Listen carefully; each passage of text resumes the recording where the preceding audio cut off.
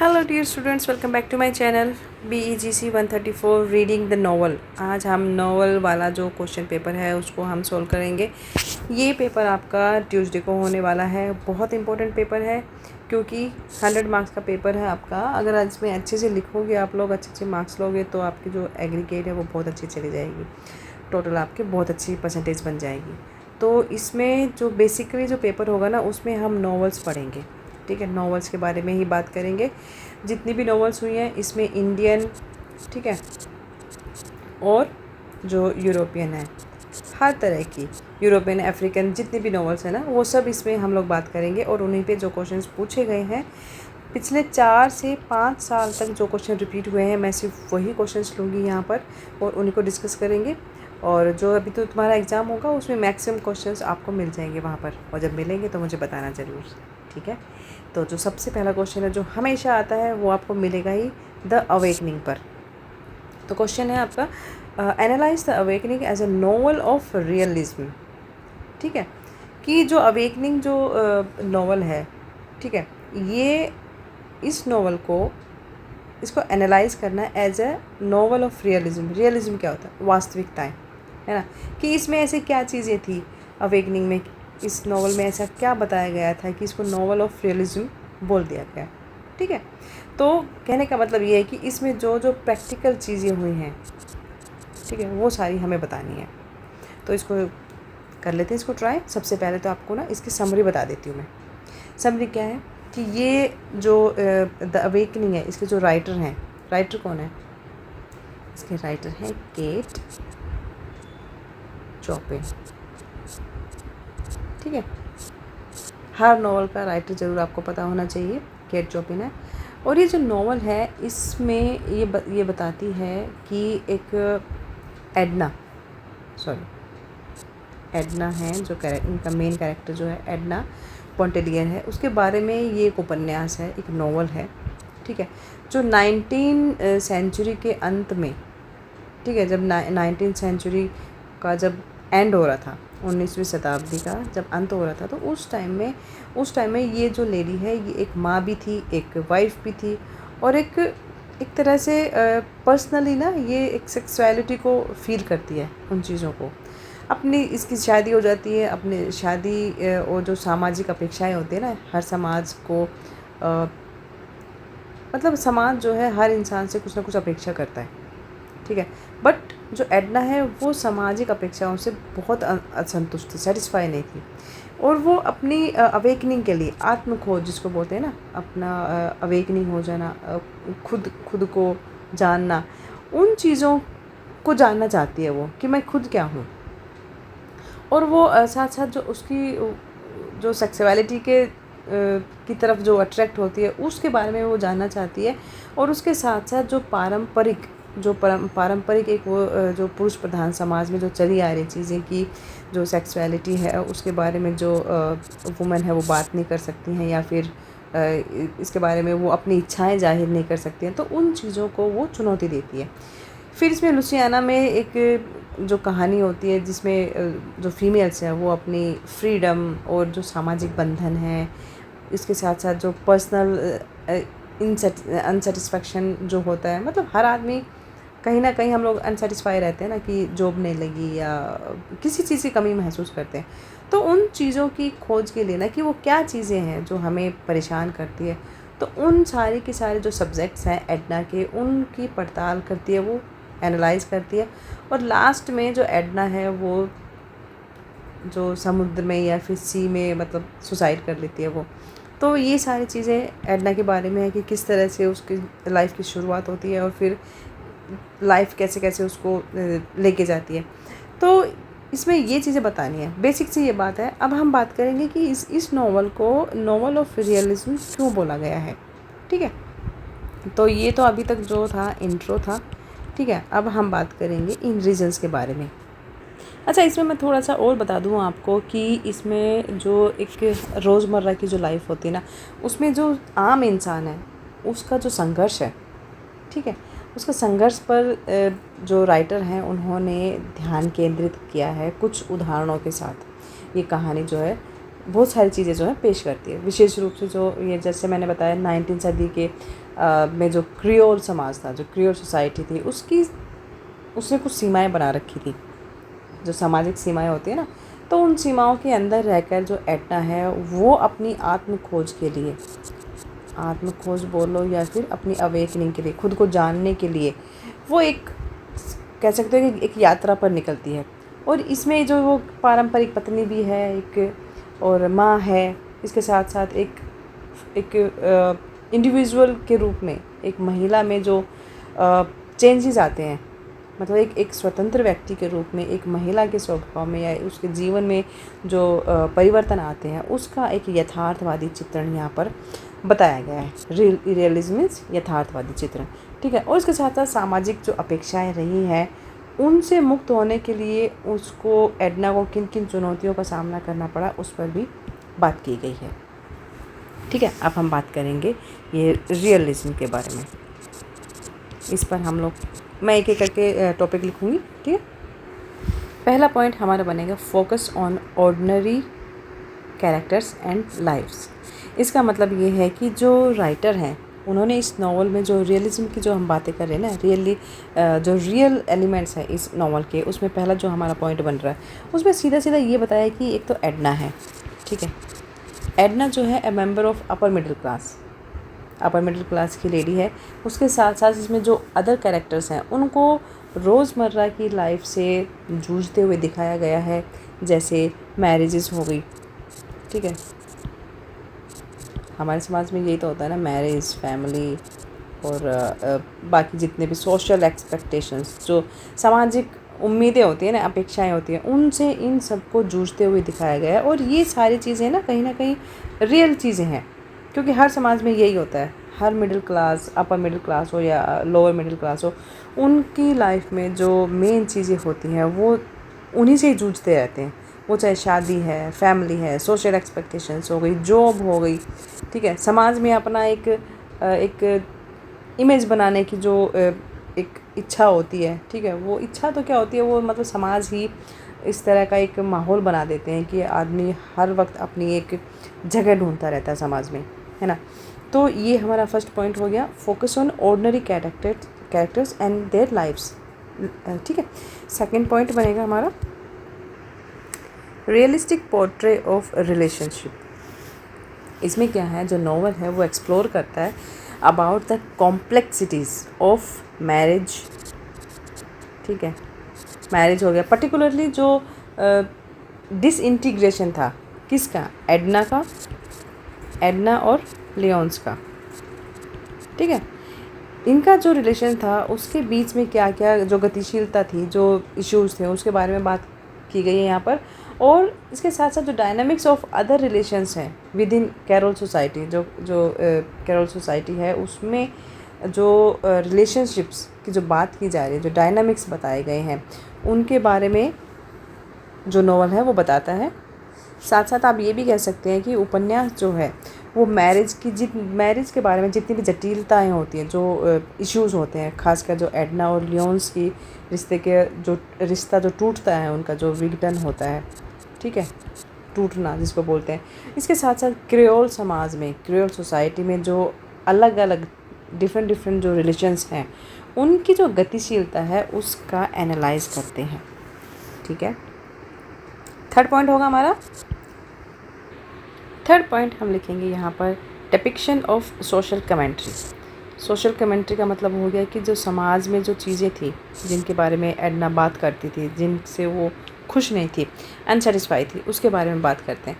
तो depiction of social commentary में बात करेंगे कि जो द अवेकनिंग है, जो नॉवल है, वो क्रिटिसाइज़ करता है सोसाइटल नॉर्म्स और एक्सपेक्टेशंस को, पर्टिकुलरली कौन सी, वो जो वुमन की फ्रीडम, जो वुमेंस फ्रीडम, और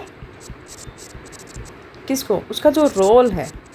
अब वुमन का क्या रोल होता है सोसाइटी में, वुमन एक मदर भी है, डॉटर भी है, वाइफ है, ठीक है, कई सारे रोल होते हैं।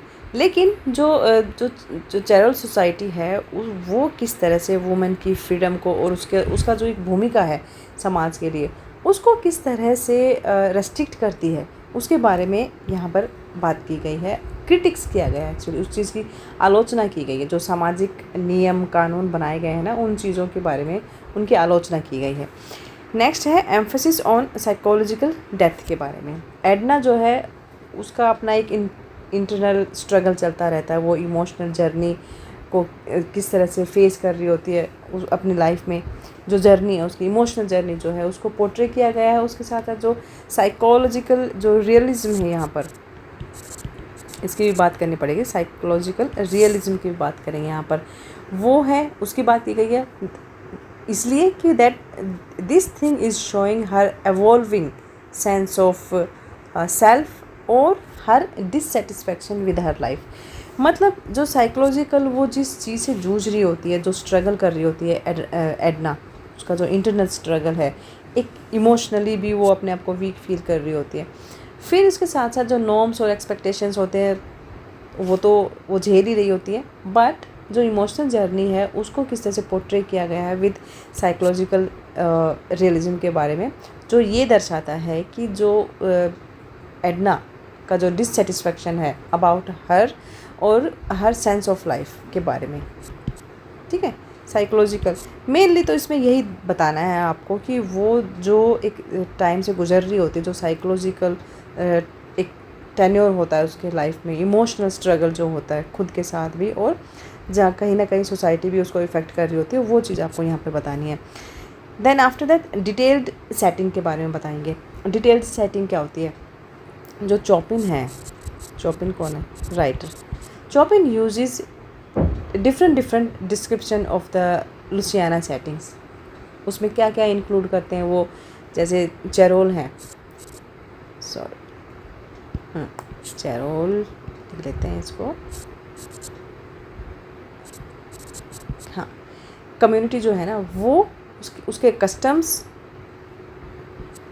चेरोल सोसाइटी, इसके कस्टम्स क्या होते हैं? रीति रिवाज। ठीक है, वो एक ऐसा सेंस ऑफ रियलिज्म और ऑथेंटिसिटी क्रिएट करते हैं जिसकी वजह से जो ये समाज है उसमें इन जो चीज़ें शामिल है, जिससे यथार्थवाद और एक तरह से प्रामाणिकता का भाव पैदा हो जाता है। तो जो चॉपिन ने लुसियाना में जिस तरह का एक परिवेश है उसका वर्णन तो किया ही है, जिसमें क्रियोल सोसाइटी और उसके अपने जो कस्टम्स हैं उसकी वो भी चीज़ें शामिल हैं। इसके साथ साथ ये जो चीज़ें हैं इसमें यथार्थवाद और प्रामाणिकता, दो चीज़ें, इनका भाव पैदा होता है। इसको बोलते हैं डिटेल्ड सेटिंग के बारे में। Use of local colour. Local colour मतलब आप इसको ऐसे बोल सकते हो, स्थानीय रंग। स्थानीय रंग मतलब तो नॉवल में जो क्रियोल के जो अपनी लैंग्वेज है, क्रियोल समुदाय की अपनी लैंग्वेज है, अपने कस्टम्स हैं उनके, ठीक है, उसके साथ साथ जो उनका अपना एक कल्चरल जो बैकग्राउंड है उसका इसके बारे में बताया गया है। उसके साथ साथ ये भी बताने की कोशिश की गई है कि ये सारी चीज़ें मिलकर जो क्रियोल सोसाइटी को एक यहाँ पे दर्शाया गया है, जिस तरह से उसकी यथार्थवादिता में एक योगदान तो देता ही है, उसके साथ साथ एक स्थान की भावना। स्थान की भावना क्या मतलब होता है? जैसे हम कहीं पर रहते हैं, ठीक है, हम जिस जगह पर रहते हैं हम उस जगह से इमोशनली अटैच हो जाते हैं, ठीक है, तो वो चीज़ जो है वो कंट्रीब्यूट करती है एनी कल्चर में टू इट्स रियलिज्म और provides a sense of place to anybody. ठीक है, तो यूज़ ऑफ लोकल कलर का मतलब यही है कि जो हमारी लोकल चीज़ें होती हैं जिनसे हम इमोशनली बॉन्ड रहते हैं, जहाँ पर हम पले बड़े होते हैं। वो बोलते हैं एक कोट पे आया था अभी, जो हमारे पीएम ने बोला था, लोकल वोकल को लोकल करना है। तो वही चीज़ें हैं, जो स्थानीय चीज़ें होती हैं उनके लिए ये यूज़ किया गया है। इसके बाद है नेचुरलिस्टिक एलिमेंट्स के बारे में बात करेंगे। जो नॉवल है ये इनकॉर्पोरेट्स करता है नेचुरलिस्टिक एलिमेंट्स के बारे में, particularly in the portrayal of Edna's decision. क्या डिसीजन था उसका? To pursue her own desires, है ना, अपनी ओन डिज़ायर्स के लिए तो वो सारा स्ट्रगल करती है ना, रिगार्डलेस ऑफ सोसाइटीज़ प्रेशर। जो सोसाइटी का जो प्रेशर था उस पर स्टार्टिंग से ही, क्योंकि पुरुष प्रधान समाज था, तो उसमें जो एडना है उसने जो प्रकृतिवादी तत्वों को शामिल करने की थोड़ी सी कोशिश की गई है, जिसमें एडना का जो सामाजिक दबाव की वो परवाह नहीं करती है, ठीक है, मतलब सामाजिक दबाव, जो सोसाइटल प्रेशर है, उसकी परवाह किए बिना अपनी इच्छाओं को पूरा करने का जो निर्णय है उसको यहाँ पर पोर्ट्रे किया गया है। 8th है हमारा साइकोलॉजिकल डेथ, मनोवैज्ञानिक गहराई। मनोवैज्ञानिक गहराई, ठीक है। ये इसका मतलब है कि एडना का जो इंटरनल स्ट्रगल चल रहा था ना, एक इमोशनल जो आप बोल सकते हो जर्नी जो जिसको फेस कर रही थी, उसको साइकोलॉजिकल डेथ के साथ एक बहुत अच्छे से पोर्ट्रे किया गया है। और इसके साथ साथ उसने जो अपने आप को जाना और लाइफ के प्रति जो उसका डिससेटिस्फेक्शन था, उन चीज़ों को यहाँ पर दर्शाता है, ठीक है। तो उसका एक तो इमोशनल स्ट्रगल, ठीक है, और वो आत्मखोज का मतलब क्या होता है कि मतलब खुद को जानना, अपने आप को जानना, ठीक है, जो चीज़ वो चाह रही थी, ठीक है। सेंस ऑफ सेल्फ बोल सकते हैं आप, सेंस ऑफ सेल्फ। तो ये चीज़ें हो गई, ये सारी की सारी हमने यहाँ पर डिस्क्राइब कर ली हैं। तो बेसिकली आप ये अवेकनिंग वाला करके जाना, इस पर पूछा जाएगा, हमेशा क्वेश्चन आता है, ठीक है। इसके बाद हम कर देंगे कंक्लूजन, ठीक है। कंक्लूजन में आप यही लिखेंगे कि अवेकनिंग जो नॉवल है that utilise realistic techniques to depict Edna's the awakening, ठीक है। Awakening as a reflection of challenges and societal expectations faced by, कौन फेस कर रहा था उस टाइम की 19th century, late 19th century की जो वुमेंस थी वो फेस कर रही थी सोसाइटल एक्सपेक्टेशन, उन चीज़ों को यहाँ पर दिखाया गया है। इसके साथ साथ मेकिंग जो नॉवल है ये एग्जाम्पल करता है या शो करता है फेमिनिस्ट लिटरेचर को and a significant contribution to the realistic tradition in American literature, ठीक है। बस इतना सा हमें करना है। थोड़ा सा अगर चाहो तो आप एडना के बारे में बता सकते हो। ये हमारा क्वेश्चन हो गया। नेक्स्ट देखते हैं। चलो सेकंड क्वेश्चन हमारा आता है पराजा। इस पे भी आपको क्वेश्चन हमेशा मिल जाएगा, ठीक है। चलिए, place Paraja in the context of Indian English literature. Indian English literature में जो पराजा है, जो पराजा नॉवल है, उसके बारे में आपको उसका कंटेक्स्ट बताना है। मतलब इंडियन कंटेक्स्ट के बारे में, इंडियन लिटरेचर कंटेक्स्ट में जो पराजा है उसका क्या स्थान है, ठीक है, उसकी इम्पोर्टेंस वगैरह बतानी है आपको। तो सबसे पहले तो थोड़ा सा इसकी समरी के बारे में हम लोग बात कर लेते हैं, जो कि हमारा इंट्रो भी हो जाएगा। देखो, इसमें इसका जो राइटर है वो है गोपीनाथ, ठीक है, मोहंती, सॉरी मैं लिख देती हूँ इसको, गोपीनाथ मोहंती, ठीक है। इनका उपन्यास है पराजा, नोवेल है इनका। इसमें दिखाया गया है भारत के जो उड़ीसा है ना, उड़ीसा के कोरापुट एक जगह है, उसमें जो मेन सामाजिक और आर्थिक जो ताकतवर लोग होते हैं ना, उनके द्वारा आदिवासी परिवार, जो ट्राइबल फैमिलीज होती हैं, उनका शोषण किस तरह से करते हैं वो लोग, और किस तरह से वो जो ट्राइबल फैमिलीज़ हैं उनका कैसे अंत हो जाता है, उस चीज़ के बारे में पराजा में बताया गया है। कहानी जो है इसमें सुक्रू जानी है, एक कैरेक्टर है, उसका जो फैमिली है उसी के चारों तरफ ये पूरा नॉवल घूमता है। इसमें क्या है कि जो अपने ये सारे के सारे कैरेक्टर्स हैं, स्टार्टिंग में बहुत ही शांतिपूर्ण और एक तरह से सेल्फ डिपेंडेंट टाइप की लाइफ जी रहे होते हैं। उसके बावजूद भी ना धीरे धीरे ये लोग, इनके पे जो एक कर्ज होने लगता है, बंधन, सामाजिक अन्याय के चक्र में ना ये लोग फंस जाते हैं। उपन्यास में, इस नॉवल में गरीबी, सांस्कृतिक जो एक हनन होना, ठीक है, और जो दमनकारी जितनी भी व्यवस्थाएं थी ना, उनके विरुद्ध एक संघर्ष के बारे में ये पूरी कहानी है। इसके साथ साथ जो परिजा जनजाति है, जो ट्राइबल हैं, उनमें एक तरह से जो फ्लेक्सिबिलिटी आ जाती है। फ्लेक्सिबिलिटी का मतलब हो गया कि ट्राइबल्स रेजिलेंस, ठीक है, वो किस तरह से उनके अंत का, या फिर आप बोल सकते हो कि निराशा में डूबने की कहानी है ये, ठीक है। कि किस तरह से जो ट्राइबल्स हैं उनकी लाइफ में, जनजाति में एक लचीलापन आ जाता है कि वो थोड़ा सा कैजुअल हो जाते हैं, और उस कैजुअलनेस का जो परिणाम होता है वो उनका अंत होता है। ठीक है, इसमें स्टार्टिंग में क्या है कि जैसे सुकरू के बारे में आपको पूरी बता देना है, पता होना चाहिए, मतलब ये सारी उसके परिवार में जो पारंपरिक तौर तरीक़ों के को जीने वाले लोग थे।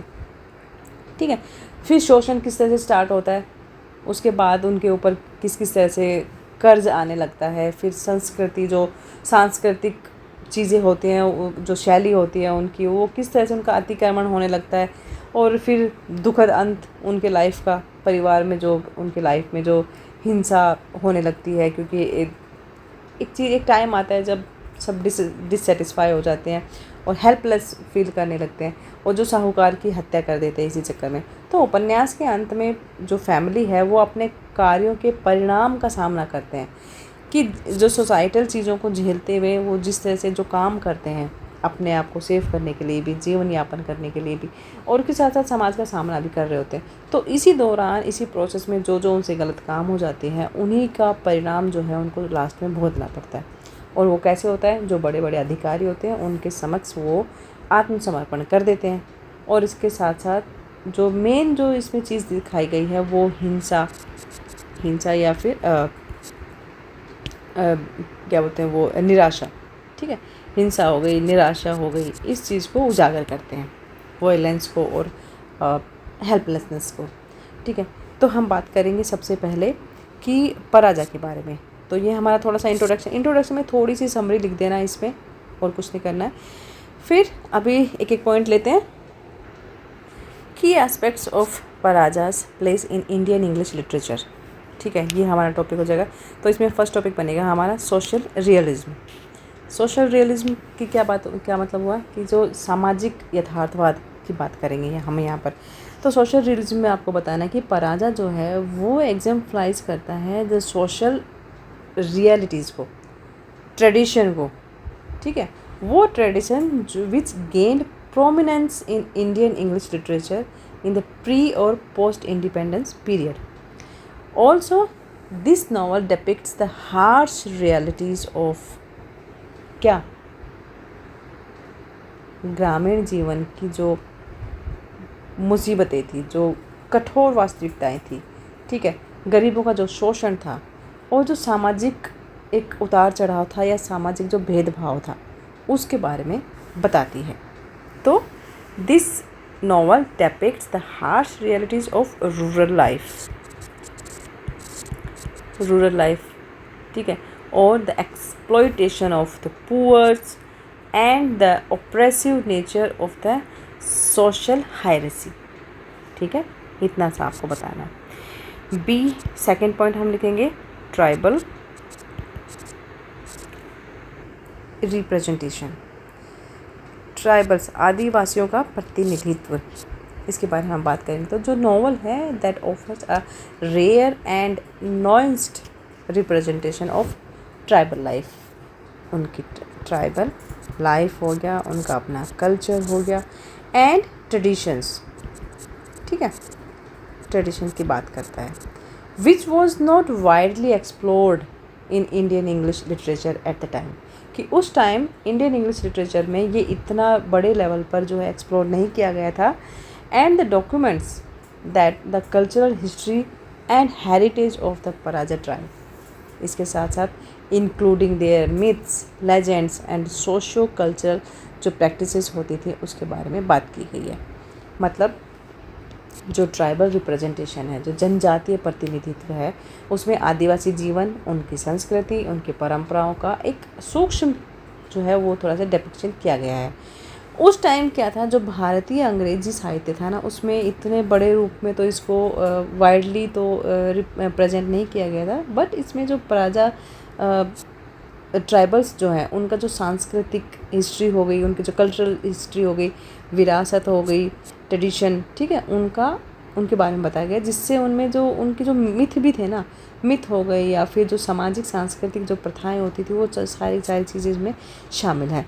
तो बेसिकली जो ट्राइबल्स की जो लाइफ होती है ना पूरी, उसका रिप्रेजेंटेशन यहाँ पर किया गया है। थर्ड पॉइंट है एक्सप्लॉयटेशन एंड रेजिस्टेंस। पराजा जो है वो हाईलाइट करता है the exploitation of Paraja tribals by non tribals. जो पराजा ट्राइबल्स है उनको किस तरह से नॉन ट्राइबल्स जो है वो एक्सप्लॉइट करते हैं उसके बारे में बताया गया, including money landers, forest guards और जो कॉन्ट्रैक्टर होते हैं उनके बारे में। और उनको उनकी जो पावर है, जो डायनामिक पावर्स हैं उनमें, जो रूरल इंडिया में उन चीज़ों को, ये जो बड़े बड़े लोग हैं उनकी जो पावर थी उनको एक्सपोज किया गया है। Novel also explores the roles of resistance of these forces even in the face of adversity. The next हमारा डी में आ गया लैंग्वेज और स्टाइल, भाषा और शैली। मोहंती जो है ना, उनकी जो राइटिंग है, उसकी जो शैली है, वो अपनी जो एक पोइटिक भाषा और जो गीत के रूप में अपने जो लिखने की उनकी एक विशेषता है। ठीक है, जो पराजा जो लोग हैं, जो ट्राइबल्स हैं, उनकी जो भावनात्मक डेथ है, इमोशनल डेथ है, और जिस तरह से जो उन्होंने जो स्ट्रगल फेस किया उसको बहुत ही गहराई से और बहुत ही प्रभावी ढंग से इन्होंने लिखा है। तो कहने का मतलब ये है कि इनकी जो लैंग्वेज और स्टाइल है उसके बारे में आपको बताना है। फिर है लेगेसी एंड इन्फ्लुएंस, विरासत और उसका प्रभाव। पराजा जो है, पराजा को भारतीय अंग्रेजी साहित्य में एक ऐतिहासिक उपन्यास माना गया है। ठीक है, जिसको बाद के लेखकों ने, राइटर्स ने बाद में इक्वली सब्जेक्टिव और दृष्टिकोण को तलाशने के लिए एक तरह से प्रेरित किया है। जितने भी साहित्यिक विद्वान थे उन्होंने इसका अध्ययन किया है, विश्लेषण किया है, और इसको एक सामाजिक, एक तरह से इसको ना, एक जो सामाजिक टिप्पणी जो करते हैं ना, उस तरह का नॉवल इसको बताया गया है। ठीक है, तो Paraja has been recognised as a landmark novel in Indian English society. आपको ये बताना है यहाँ पर। ठीक है, इंस्पायर करता है later writers to explore similar themes और पर्सपेक्टिव्स को। और इसके साथ साथ ये भी कंट्रीब्यूट करता है कि to continue to be studied and analysed by literary scholars हो गए, who see it is powerful और insightful work of social commentary के बारे में, इसके बारे में बताया गया है। कंटेम्प्रेरी रेलिवेंस, इसके बारे में होगा कि जब ये 1945 में लिखा गया था पराजा। ठीक है, डेट याद रह जाती है तो बहुत अच्छी बात है, लिख देना। But this Paraja also still remains relevant because of its enduring themes of societal inequality की तो बात हो रही है ना यहाँ पर। इनइक्वालिटी हो गया, एक्सप्लॉयटेशन हो गया,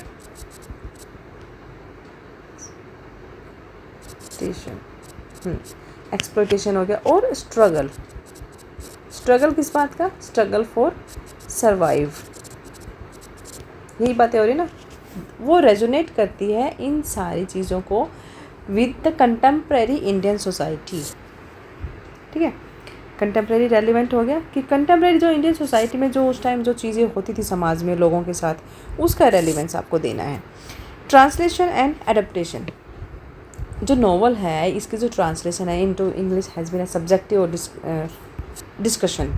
ठीक है, कुछ क्रिटिक्स ये बोलते हैं या आर्ग्यू करते हैं कि दैट ओरिजिनल जो ओडिया टेक्स्ट है वो म्यूजिकली और nuances are lost in translation, कि जब ये लिखा गया था उड़िया में, ये जो नॉवल लिखा गया था, तो जब तक ये उड़िया में था तब तक इसकी ऑथेंटिसिटी और जो इसका ओरिजिनल जो होता है ना, कि ओरिजिनलनेस जो बनी रहती है, वो कहीं ना खो गई थी जब इसको इंग्लिश में ट्रांसलेट किया गया था।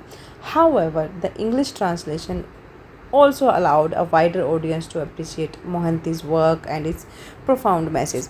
मतलब जब ये इंग्लिश में ट्रांसलेट हो गई तो एक बड़ी ऑडियंस के पास जो है ये नॉवल पहुंच गई थी बाकायदा इसके, कि ये अगर खाली उड़िया में ही रहती तो शायद एक लिमिटेड पीपल के पास ही ये नॉवल पहुंच पाता। ठीक है, लेकिन इंग्लिश में होने के बाद काफ़ी लोगों की पहुंच में चली गई थी। लिटरेरी सिग्निफिकेंस, इसमें जो लिटरेरी सिग्निफिकेंसेस क्या है, पराजा जो है कंसिडर्ड मास्टरपीस, इसको एक मास्टरपीस, ठीक है, बताया गया है ऑफ इंडियन इंग्लिश लिटरेचर के बारे में। और ये रिकग्नाइज्ड किया गया for its realistic depiction of tribal life. Tribal life के बारे में इसने बिल्कुल रियलिस्टिक जो एक गहराई के साथ लिखा है, और it's social commentary and it's जो एंड्यूरिंग थीम्स है ऑफ होप और रिलायंसेस के बारे में बात की गई है। ठीक है, तो ये जो लिटरेरी सिग्निफिकेंस बताए गए हैं इसमें वो सारी चीज़ें यूज़ की गई हैं। इसके बाद हम कंक्लूजन लिख देंगे। ठीक है, तो जो भी आपने स्टार्टिंग में जो हमने बात की थी यहाँ पर जो इंट्रो थोड़ा सा बताया था वही, उसके साथ साथ जितनी भी ये चीज़ें हैं जो पॉइंट्स बताए हैं इनको थोड़ा थोड़ा यहाँ पर कंक्लूजन में आप डाल देना। ठीक है, आपका क्वेश्चन कंप्लीट हो जाएगा। नेक्स्ट देखते हैं। चलो, इसी डिस्कशन में एक और क्वेश्चन आता है आपका जो कि काफ़ी इंपॉर्टेंट होता है। What do you understand by the term post colonial novel, discuss with example. ये क्वेश्चंस भी अक्सर पूछा जाता है, तो इसकी भी काफ़ी संभावना है कि ये क्वेश्चन आएगा आपके एग्ज़ाम में। तो इसकी बात कर लेते हैं कि पोस्ट कॉलोनियल नॉवल के बारे में। तो जो पोस्ट कॉलोनियल एक इस तरह की जो एक लिटरेचर वर्क है जो व्यक्ति, समाज और संस्कृति, मतलब इंडिविजुअल, सोसाइटी और कल्चर, जो हमारा कल्चर होता है उस पर जो कॉलोनियल है उनका क्या प्रभाव था, जो प्रभाव पड़े, और उनका प्रभाव तो पड़े ही, साथ साथ उनका क्या परिणाम हुआ, उन चीज़ों के बारे में बताती है। ये अक्सर औपनिवेशिक शासन के दौरान जो शक्तियाँ आई थी, जो यूरोपियन शक्तियाँ आई थी, उनकी एक तरह से आलोचना करता है, क्रिटिक्स करता है। और इसके साथ साथ जो सांस्कृतिक जो चीज़ें उस टाइम हुई जिनमें चेंजेस आए, या बोल सकते हो कि it also examine themes of identity, displacement हो गया, रेजिस्टेंस, और जो कल्चरल हाइब्रिडिटी थी ना उसके बारे में बात करता है। ये नॉवल इस टाइम जो पोस्ट कॉलोनियल जो नॉवेल्स थे that often originate from formerly colonised nations and are written from the perspective of those who experienced or are experiencing the same consequences of colonialism। ठीक है, अब इसके बारे में जो हम बात करें हैं थोड़ा सा, ये तो हो गया इंट्रो आपने बताना है कि मतलब क्या है, ये टर्म क्या है, पोस्ट कॉलोनियल क्या है, इसके बारे में बताना है। तो सीधा सीधा इतना सा ही है कि भाई उस टाइम ये एक लिटरेचर वर्क है जो व्यक्ति, समाज और संस्कृतियों पर उपनिवेशवाद के परिणामों और उनके प्रभावों का एक डिस्कशन करता है या फिर एनालाइज करता है, अन्वेषण करता है उन चीज़ों का। ठीक है, उसके बारे में हमारी बात हो गई। अब हम बात करेंगे एग्जांपल्स के साथ कि क्या इसकी क्या क्या विशेषताएं थी, या जो मेन कैरेक्टरिस्टिक्स थे हम उनकी बात करेंगे। ठीक है, तो ये मैंने कुछ पॉइंट्स लिख दिए हैं, इनको मैं डिस्क्राइब करूँगी, उसके बाद हम एग्जाम्पल्स की बात करेंगे। ठीक है, तो पहला हमारा जो पॉइंट है वो क्रिटिक ऑफ कॉलोनियलिज्म।